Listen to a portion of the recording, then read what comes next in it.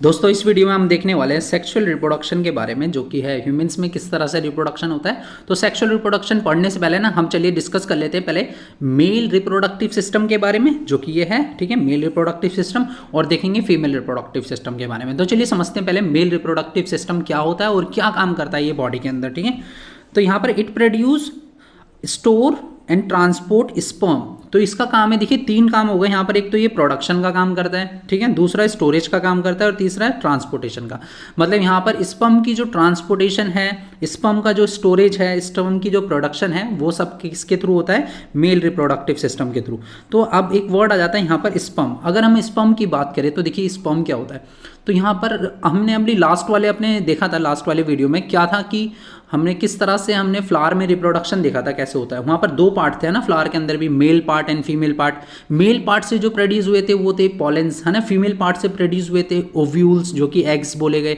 तो मेल और female part के जो पॉलेंस थे, मेल पार्ट के जो पॉलेंस थे वो फीमेल पार्ट के एग से जाके मिलते थे, तब जाके रिप्रोडक्शन होता था। वैसे ही यहाँ पर भी ना मेल से प्रोड्यूस होने वाली चीज को मेल गैमेट कहा जाएगा, जो कि बोला जाएगा स्पर्म, ठीक है।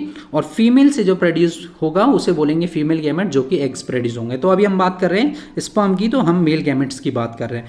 एंड प्रोटेक्टिव फ्लूइड सीमन, और एक और फ्लूइड यहाँ पर जनरेट होता है जिसको हम सीमन बोलते हैं, ठीक है। सीमन और स्पर्म दो अलग अलग चीजें। सीमन के अंदर ही स्पर्म पाए जाते हैं, ठीक है। जब स्पर्म मूव करता है ना, स्पर्म जो मूव कर पाता है वो किसकी वजह से कर पाता है? सीमन की वजह से, क्योंकि वो सीमन के अंदर प्रेजेंट रहता है स्पर्म, ठीक है। तो इसके बारे में भी समझेंगे कैसे कैसे क्या रहता है। तो स्पर्म की अगर हम बात करें तो स्पर्म का आप ये देख सकते हैं व्हाइट कलर का म्यूकस होता है, जो कि हमारे पेनिस थ्रू जो है निकलता है। और यहाँ पर इस स्पर्म का अगर हम स्ट्रक्चर्स देखें तो कुछ इस टाइप का स्ट्रक्चर रहता है। ये इसका हेड बोला जाता है, ये इसका टेल बोला जाता है, ठीक है। और यही किस तरह से वजाइनल पैसेज के थ्रू फीमेल बॉडी के अंदर जो है वो जाता है, ठीक है। तो वो भी हम समझेंगे तो किस प्रकार ये पहुँचता है।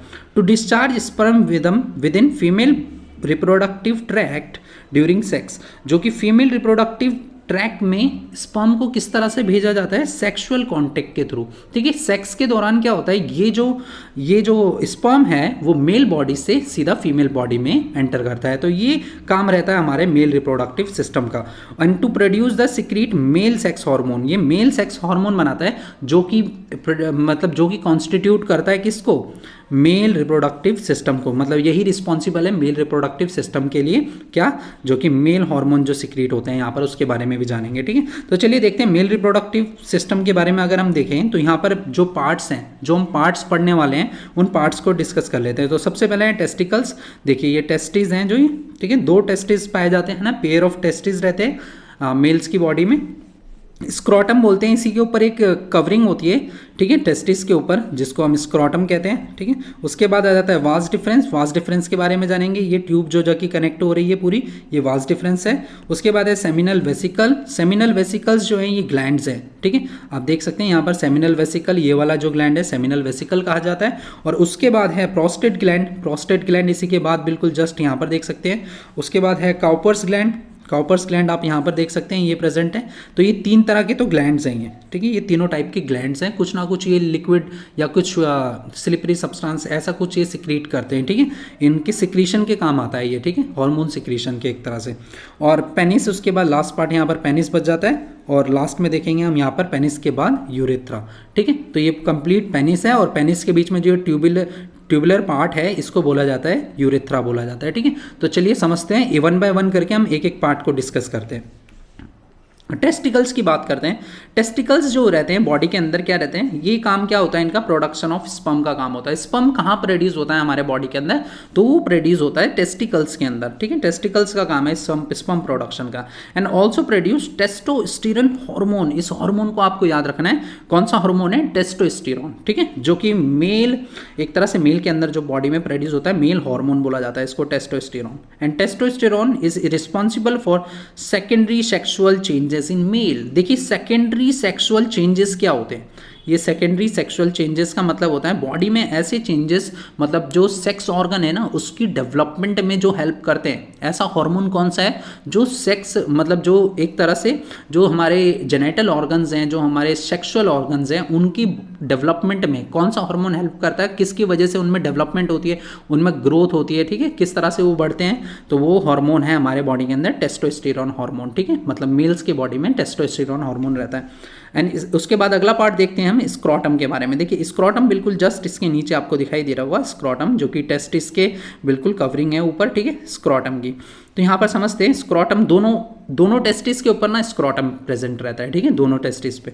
तो स्क्रोटम का काम क्या रहता है, the bag of skin that holds and helps to protect the testicles, ठीक है। तो ये क्या करता है, एक तरह का बैग है ना, बैग जैसा स्ट्रक्चर है जिसने कैरी किया हुआ है किसको, हमारे टेस्टिस को, है ना, मतलब एक तरह से मेल्स के अंदर जो टेस्टिस है उनको कैरी कौन करता है, ये जो स्क्रोटम है, ठीक है, स्क्रोटम इनको कैरी करके रखता है और एक इनको होल्ड करके रखता है, मतलब पकड़ के रखता है।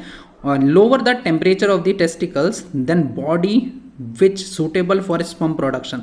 और साथ ही साथ ना स्क्रोटम का ना एक काम और रहता है, ये ना एक बाहर के एनवायरनमेंट से इसको एक तरह से सेफ रखता है, और साथ ही साथ ये टेम्परेचर को भी ना, टेम्परेचर को क्या करता है, लोअर करता है, टेम्परेचर को, lower the temperature of testicles, testicle का टेम्परेचर लो करता है।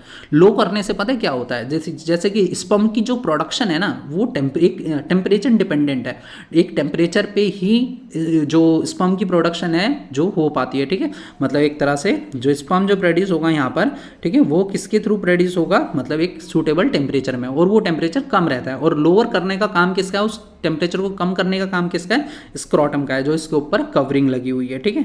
Than body and which suitable for sperm production, और यही सूटेबल है स्पर्म प्रोडक्शन के लिए, ठीक है। वास्ट डिफरेंस की बात करते हैं। देखिए वास्ट डिफरेंस क्या है, आपके पास एक ट्यूब यहाँ पर दिखाई दे रही होगी, ये ट्यूब देख रहे हो आप, ये ट्यूब जो कि यहाँ से जा रही है, तो इसको वास्ट डिफरेंस कहा जाता है इस ट्यूब को, ठीक है, ये वाला ट्यूब जो यहाँ पर जाके इन ग्लैंड्स के साथ मिल जाती है ना, प्रोस्टेट ग्लैंड, काउपर्स ग्लैंड, ठीक है, and seminal vesicle, prostate and Cowper's, ये तीनों ग्लैंड्स के साथ जाके ये वास्ट डिफरेंस मिलता है, ठीक है। तो एक कनेक्शन जो है, जो टेस्टिस के साथ जो कनेक्शन है वो किसका है, जो स्पर्म को कैरी कर रहा है, यहाँ पर वास्ट डिफरेंस है ना।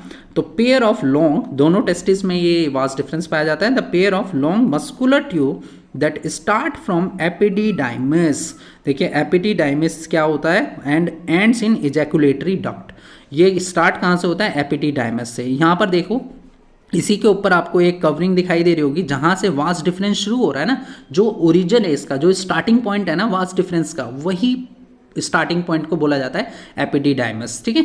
तो उसके बाद ये एपिडिडाइमस सीधा वास्ट डिफरेंस यहाँ से शुरू हो जाता है, ये ट्यूब यहाँ से शुरू हो जाती है, ये ट्यूब कहाँ पर जाके एंड होती है, यहाँ पर जाके एंड होती है, और इस पार्ट को बोला जाता है इजैकुलेटरी डक्ट, ठीक है, ये वाला जो पार्ट है यहाँ पर इजैकुलेटरी डक्ट कहा जाता है, यहाँ पर ये खत्म हो जाता है, वास्ट डिफरेंस यहाँ तक है, ठीक है। And transport mature sperm to urethra, मतलब स्पर्म को यूरेथ्रा तक, यहाँ तक पहुँचाने का काम इसी का ही रहता है, वास्ट डिफरेंस का। And preparation for ejaculation, ejaculation का मतलब होता है जो बॉडी के अंदर से जो स्पर्म का डिस्चार्ज होने वाला है, जो बाहर निकलने वाला है इजैकुलेशन, ठीक है, वो इसी के थ्रू होता है वास्ट डिफरेंस के। सेमिनल वेसिकल्स की बात करते हैं। सेमिनल वेसिकल्स क्या होते हैं, ठीक है, ये मैंने बताया आपको, सेमिनल वेसिकल हो गए, प्रोस्टेट हो गया और काउपर्स हो गया, ये तीन तरह के ना ग्लैंड है। इनका ग्लैंड का काम है कुछ ना कुछ ये लिक्विड सिक्रेट करते हैं तीनों, ठीक है। तो production of and store fluid called semen, मैंने आपको बताया था अभी सीमन के बारे में। तो सीमन कौन प्रोड्यूस कर रहा है यहाँ पर, सेमिनल वेसिकल, देखिए नाम से पता चलता है सेमिनल वेसिकल, सेमिनल क्या प्रोड्यूस करेगा, सीमन, ठीक है, सीमन प्रोड्यूस करता है यहाँ पर।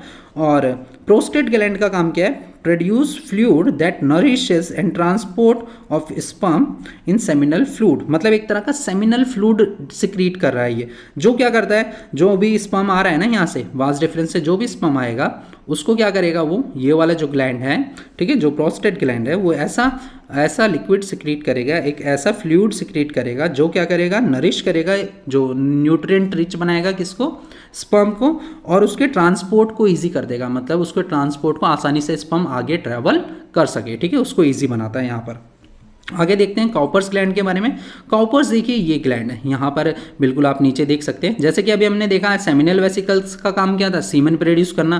प्रोस्टेट ग्लैंड का काम क्या था, एक ऐसा फ्लूइड सिक्रेट करना जिसकी वजह से जो स्पर्म की मोटिलिटी है, जो स्पर्म मूवमेंट है स्पर्म की, वो आसानी से स्पर्म आगे बढ़ सके। ठीक है, तो अब बात करते हैं काउपर्स ग्लैंड की। काउपर्स ग्लैंड क्या करता है, ये वाला ग्लैंड जो है काउपर्स, ठीक है, सिक्रीट अ स्टिकी मतलब चिपचिपा सा कुछ lubricating fluid before actual ejaculation of sperm and semen. मतलब स्पर्म और सीमन में ना ये कुछ ऐसा एक स्लिपरी मटेरियल ऐड कर देता है ताकि स्पर्म की मोटिलिटी और एनहेंस हो सके, मतलब स्पर्म आसानी से मतलब इस पेनिस के थ्रू बाहर जा सके। तो इसको कौन किसकी वजह से हो रहा है, ये एक ऐसा मतलब एक स्टिकी सा स्लिपरी सा लिक्विड सिक्रीट करता है, कौन, काउपर्स ग्लैंड सिक्रीट है sticky and lubricating fluid before actual ejaculation, है ना, एक्चुअल इजैकुलेशन से पहले ये सिक्रीट कर देता है और उस स्पर्म और सीमन के साथ मिलकर वो पेनिस के थ्रू बाहर आता है। ठीक है, उसके बाद करते हैं पेनिस की। तो पेनिस का देखिए, पेनिस का मेन काम क्या है, this penis is kind of the sponge की तरह होता है। ठीक है,